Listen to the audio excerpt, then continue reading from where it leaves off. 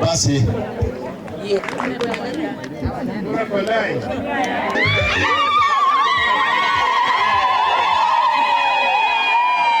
sisi tunataka kuunda ile team kwa sababu tayari mliona UDA waliunda team ambayo inaongozwa na Ken Lusaka. Pia upande ya ODM na wale ambao tunashirikiana nao, pia sisi tunataka tuunde team strong sana. Ndio tukienda sasa kuweka nguvu zetu zote pamoja, tunapata kwamba mkoa Magharibi itaheshimiwa kwa ile kura ambayo sisi tunasema tunataka kupeleka pale kwa ile broad based government. Hiyo ndio lengo letu kubwa. Hatutaki kutapata. Tunasema kwamba pia kama hapa Busia tumekubaliana kwamba sisi tutaendelea kuwa kwa broad based, na wale wako hapa tumekubaliana, na pia wamesema tukitoka hapa tutaenda kuzungumza na wabunge wetu, the elected members of parliament, ili tuweze pia kuwaeleza vile tumezungumza hapa in a broad based manner.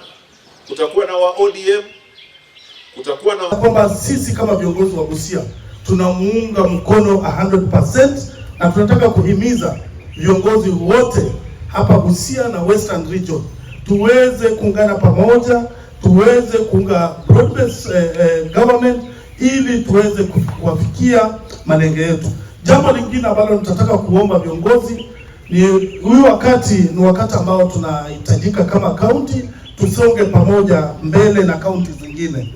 Na hiyo wakati nataka kumhimiza vile gavana na sisi viongozi wote tumesema tunataka kumkaribisha kiongozi wa chama Daktari Oburu kwa mkutano wetu. Nataka kuwahakikishia kwamba hakuna wasiwasi katika chama. Chama iko imara. Hata kwa nyumba ukizaa watoto 5, wote watabehave same.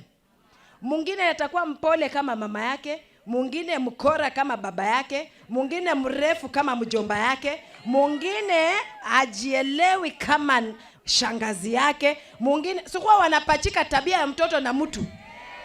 Mimi sijasema wazee ni wakora, nimesema tu kwa hivyo pia kwa chama kuna watoto werevu, na baba Raila Amolo Odinga alichanua sote pale ODM. Ukiona mtu hakuna mzubao pale, na ndio unaona kila mtu amechemuka, na kila mtu anajua, na kila mtu ameiva, na kila mtu anasema baba aliniambia.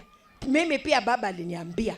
Hii chama haikufi, haififi, haikatiki.